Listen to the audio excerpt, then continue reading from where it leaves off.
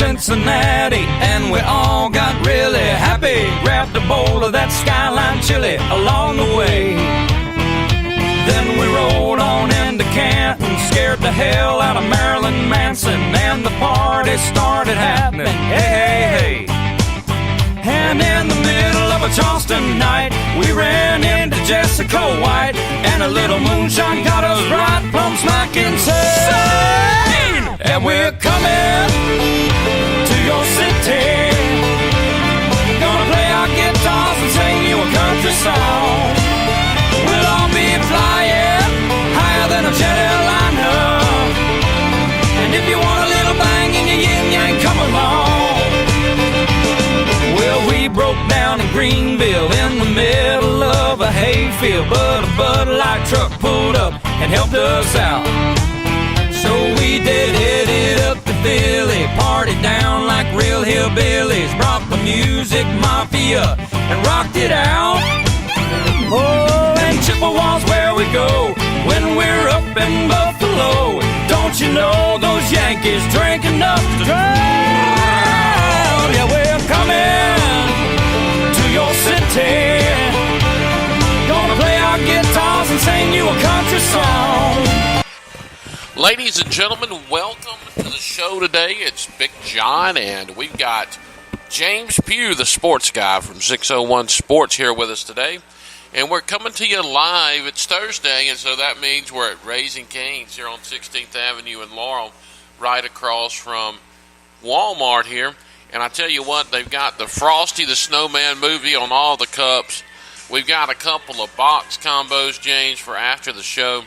They got my honey mustard, real good. They make it fresh here. They've got your cane sauce. It's also good. And remember Raising Cane's. They've got the cool Raising Cane calendars that they are selling. They're helping promote the Animal Rescue League here in town. And so all the proceeds go straight to that. And so I was talking with Frank McCool, kind of the area coordinator for Raising Cane's, James, and he said they're doing it all across the state with 6 other shelters. So that's pretty cool. That's a cool thing Raising Cane's is doing. Also, remember Flicka's Tax Service in Taylorsville for all your tax needs. Tax time's coming up, so go by and see Miss Flicka there in Taylorsville. You can't miss her right there beside the old bumpers, the old Sonic there, like you're going to Mize. And then New Look Boutique. Tomorrow I'm going to be broadcasting live from there. We're going to have some good Garcia donuts. We're going to have some hot chocolate with stuffed marshmallows. That sounds very good to me. Miss Suzanne Williams is the owner over there at New Look Boutique, James. She's going to be making that. And so that's going to be very good. And Miss Stephanie McDonald from Sass and Class or Sass and Frass Boutique, downtown Laurel, is going to be there too. So we're going to be having a good time. And we're going to be doing it live over there. So today, let's go ahead and get into the sports news. How about that, Arca? We've got some, if you've been living under a rock or whatever, the state championships are this weekend. And like we said on Tuesday, we are going to give our predictions for the games. Are you ready, James? Have you been thinking about it? I've been thinking a little bit about it. Okay, well, I know that your write-up is probably already in the Impact, for the predictions this week. I know you always post them online. So let's get it started, okay? Okay. The 6A state championship. We've got Oak Grove 12-2 taking on an undefeated Horn Lake team. Tell me what your thoughts on this game are. I know your boy Zach Shameless has been, following Oak Grove all season and does a good job in the Hattiesburg area. Yeah, he's been able to see Oak Grove obviously a lot much more than I have this year. And I haven't seen Horn Lake play. I have followed them a little bit. Obviously, they, as we talked about last time, they have the state's only 5-star recruit, Nakobe Dean, linebacker, there at Horn Lake, and they're undefeated on the season. So they've had a great season as well. If I had to pick a winner in this game, I think I'd have to go with Oak Grove. It's kind of hard to bet against John Rye Plumley, quarterback at Oak Grove. He's been able to do some really good things in his time at Oak Grove, and I just think they faced some good teams and kind of have weathered the storm. I know Horn Lake's undefeated, but I don't think the North has seen quite the competition that maybe teams like Oak Grove have seen here in the South.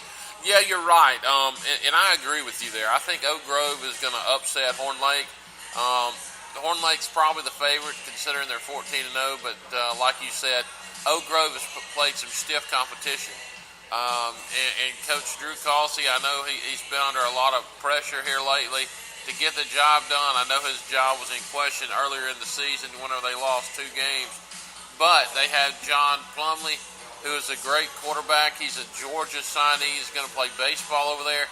And I liked him to lead his team to a state championship. It would be, if Oak Grove wins, it will be their second state championship in school history. And this is pretty much a home game for Oak Grove. I mean, they're, 6 miles down the road from Southern Miss. So they're playing at the Rock, So the turnout's going to be really great for Oak Grove and probably not so much for Horn Lake. I mean, of all the teams that are coming here to play in the state championship, Friday and Saturday, they have the longest trip, about a 4-hour drive. So,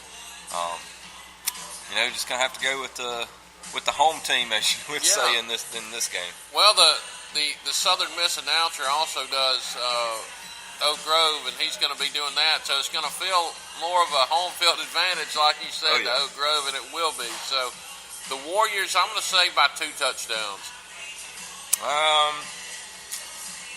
I'm gonna say the Warriors by 4. Okay. I'm gonna go a little bit closer game. I think it'll be a good game. I think Oak Grove's gonna pull it out. All right. Hey, we can agree to disagree on that.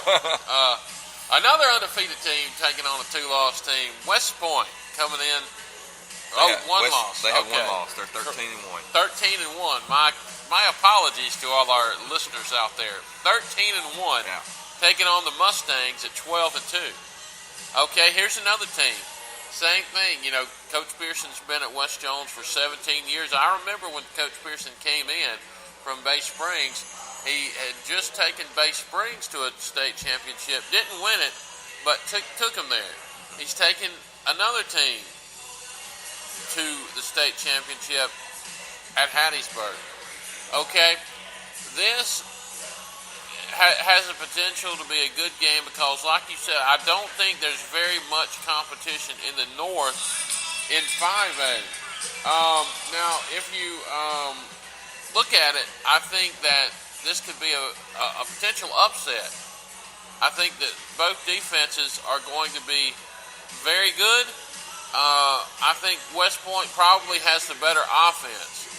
But considering the fact that West Point has to travel, I think that's going to play into key. Byron Young, the talented Alabama signee, is very tough. He dominated at Picayune. And so I think that's going to continue. West Point's going to have to run away from him, so to say. And if they can do that, they may have a chance. But if West Jones can score here and there, if they can keep it within 2 or 3 touchdowns, they have a chance of winning. I'm going to go with West Point by a touchdown here. Okay. Just kind of looking at this game, one of the obvious things to me is that Oak Grove not Oak Grove, but West Point has been to the state championships for at least 10 different years. They've won it 9 times. They've won back-to-back. They're seeking their 3rd straight title in 5A. So they've got the experience. As for West Jones, they haven't been there not even once. This is their first time. I think that will play a little bit into it early in the game when you have a team that's kind of used to it to a team that's going to be really nervous coming into this game. West Jones' defense are good. They're one of the best in the state. Talked about it last time. They opponents average, about 8 points a game versus their defense. I know they'll have a good showing West Point likes to run the ball. Right. I think West Jones is probably going to have some success stopping West Point, or at least slowing them down. But you mentioned the offense. I think West Point's offense is a bit better than West Jones, and I think offensively West Jones is probably going to make a few mistakes. And in a game of this caliber, in a game that could very well be pretty close, especially with the defense that West Jones has, I think those mistakes will end up being costly for West Jones. So I'm going to have to say West Point by 10. Okay. I can see that, and give a shout out to West Jones for even making it to the state championship for the first time in school history. So, I mean, this is a big year for them. I don't think anybody coming into this year could have saw this happening. Everybody was focused on Hattiesburg. Hattiesburg was the favorite coming into the year.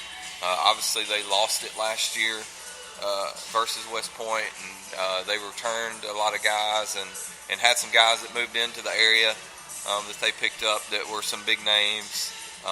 Kid from Perry Central, Handy, and a few other guys. So they were the favorite coming in. Nobody really expected West Jones to be here. So for West Jones to have beaten not only Hattiesburg, but then to turn around that next week and beat Picayune is a big deal for them. And like you said, congratulations for them making it this far. Absolutely. So let's go to the 4A state championship, where you have Poplarville taking on who, James? Louisville. So Louisville is a perennial power.